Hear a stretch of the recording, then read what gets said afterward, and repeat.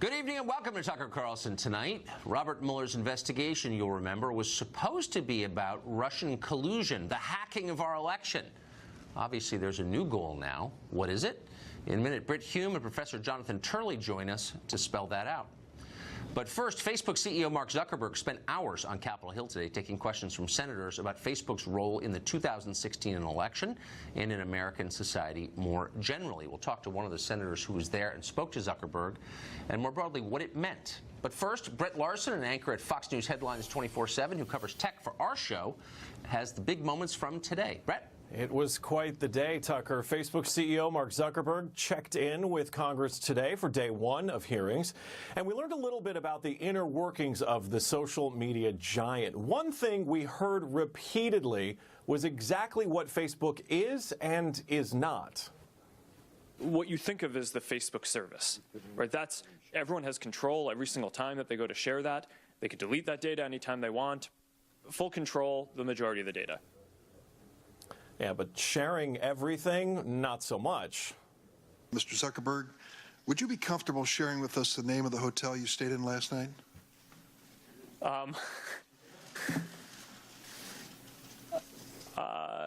No. I think that may be what this is all about. Your right to privacy, the limits of your right to privacy, and how much you give away. Yeah, but with 2.2 billion users and in the wake of concerns about more than 80 million users having their data stolen by political consulting firm Cambridge Analytica, is Facebook your only choice? If I buy a Ford and it doesn't work well and I don't like it, I can buy a Chevy. If I'm upset with Facebook, what's the equivalent product that I can go sign up for? Well, there's the second category that I was going to talk about. I'm not talking about categories. I'm talking about is there real competition you face? You don't think you have a monopoly? It certainly doesn't feel like that to me. Okay. Well, there is also concerns, Tucker, about First Amendment rights and just what control the social media giant has over what you see, say, and share. You say that you have 15 to 20,000 people working on security and content review. Do you know the political orientation of those 15 to 20,000 people engaged in content review? No, Senator. We do not generally ask people about their political orientation when they're joining the company. Senator Ben Sasse asked a similar question about censorship on the site, and CEO Mark Zuckerberg said the speech they censor is any time someone pushes to hurt others. Senator Sasse was also concerned about addiction to the social media site. As a dad, do you worry about social media addiction as a problem for America's teens? Well, my hope is that we can be idealistic but have a broad view of our responsibility. And Tucker, we will get more from Zuckerberg tomorrow when he sits down for day two. He has certainly been very frank in his responses and a little obtuse about specifics, which made the lack of understanding of exactly how Facebook works and our understanding of it very clear. Thanks for that, Brett. Appreciate it. Thanks. Senator John Kennedy of Louisiana was one of the many senators who spoke to Zuckerberg today. Here's part of it. Here's what everybody's been trying to tell you today, and I say this gently. Your user agreement sucks. I'm going to suggest to you that you go back home and rewrite it. And tell your $1,200 an hour lawyers, no disrespect, they're good. But tell them you want it written in English. Senator Kennedy joins us tonight. Senator, thanks for coming on. You bet. What was the point of this hearing? What laws are you all considering to constrain Facebook? You know, Tucker, I was mildly disappointed with the hearing. I mean, I wanted the point to be, I wanted Mr. Zuckerberg to step up to the plate and say, look, 3 words, I'm on it. I get it. It can be fixed. I'm going to fix it, and we'll do it together. That's not what I heard. I just didn't feel like we connected with Mr. Zuckerberg today. I mean, look, Facebook is an extraordinary company. It's done magical things, but it's clear that the digital promised land has some minefields in it. One's the privacy issue. The other is the propaganda. And I don't want to have to vote to regulate Facebook. Well, by God, I will, unless they're willing to step up to the plate and address those two issues. I think they can. I hope they can. If they can't, we've got a bigger problem than just what we talked about today. So here you've got the biggest provider of news in the United States with far more power than William Randolph Hearst ever had, with a long and proven track record of censorship in this country and other countries, with the power to change election results. You don't think that's enough of a threat right there to act? Well, I think that's a very important issue. Senator Cruz, Senator Sass made that point. I ran out of time. I wanted to make that point. I mean, everybody says, and I think it's true, poison is being spread on social media. Okay, what's poison? Right. Define poison. And look, I wanted a lot of our Democratic friends have made a big deal about, well, Cambridge Analytica, and they worked with President Trump. I wanted to ask Mr. Zuckerberg today about this statement that was made by somebody, Ms. Carol Davidson from President Obama's re-election campaign in 2012. This is what she said. She ran media analytics for the president. She said, Facebook was very candid that they allowed us to do things they wouldn't have allowed someone else to do because they were on our side. Right.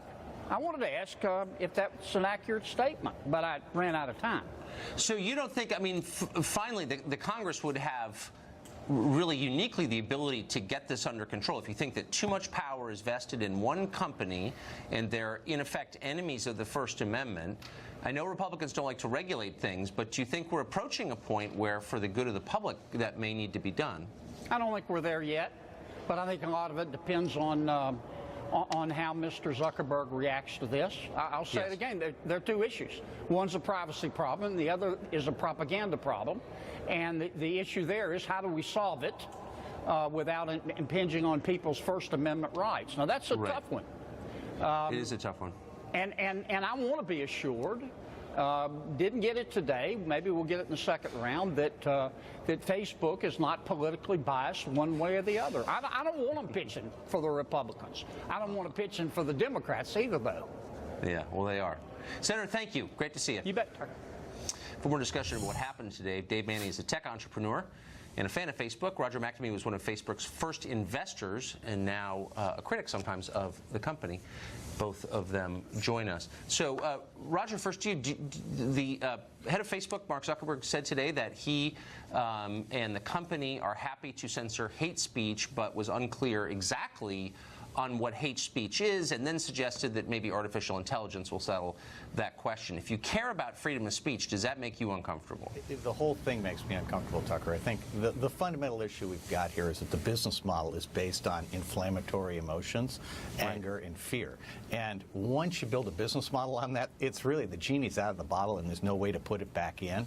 And Facebook has shown itself to be less than good at managing the dialogue on its site. And as you pointed out, they are absolutely editing everything. There are a million different things they could show me at any moment in time. They pick the 20 that serve their business model best, and quite clearly they have failed on that, precisely as Senator Kennedy just described.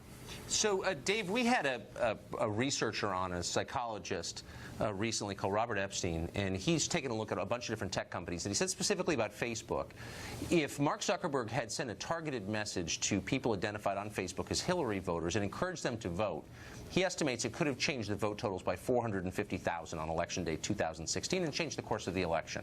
That's a lot of power for one media company to have. Even if you're for Mark Zuckerberg's political views, should any company have the ability to change election outcomes the way Facebook does?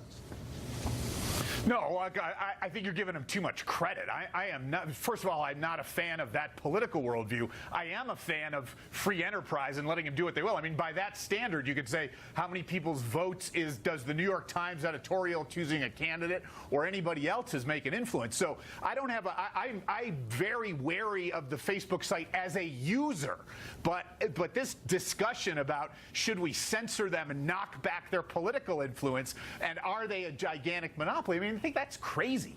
But they're literally a monopoly. So in the digital ad space, they're not a monopoly, Tucker. Yeah, well, they are. Tucker, they are they're actually. not a Because I know the monopoly. numbers. I've worked in this area a lot for 8 years. Let me just give you the following number. So Facebook and Google control over 90% of digital ads. So that means if you run news or anything else that's ad supported online, you're beholden to them. They control the market completely. Why is that not a monopoly?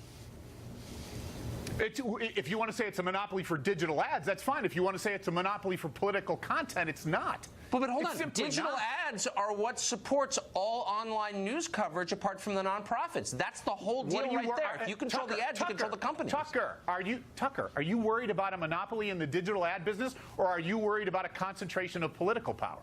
Well, I don't think there's a distinction between those two things. I'm worried, in addition to both, by the total inability of the Congress to respond to a looming threat to its own legitimacy from Facebook and Google. Roger, am I being insane here? I don't think Tucker, that I am. I'm on your side on this issue because at the end of the day, the problem we have here is a massive concentration of power.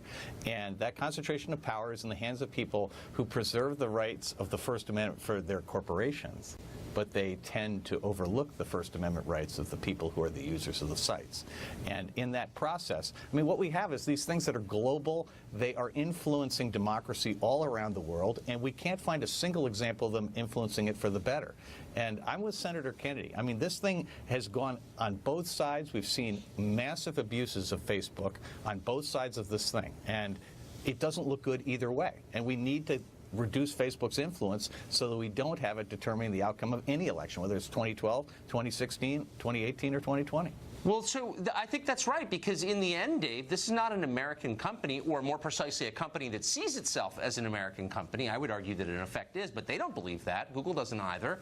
They're companies of the world, and yet they have more influence potentially over our voting patterns than Russia or China or any other government. So, like, why wouldn't that be a threat to democracy? I don't understand. And the worst part of it, Tucker, is that they behave as though they don't have any influence. And as a result, bad actors have been able to manipulate the system, essentially undefended.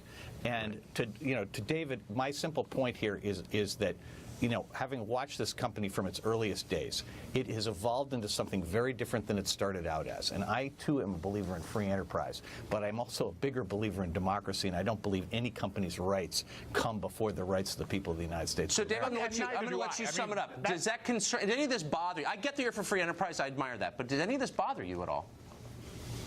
I largely stopped using the app in January when they went through their latest news revision to decide what I could see and not see. But that doesn't mean that I believe that Senator Kennedy or those other knuckleheads down there today in that hearing, which gives, I'd say it was a goat rodeo, but that's unfair to goat rodeos. Like, you can't let those people make those decisions. Consumers have to make those decisions. And your assertion that it's an unbreakable monopoly, it's just not.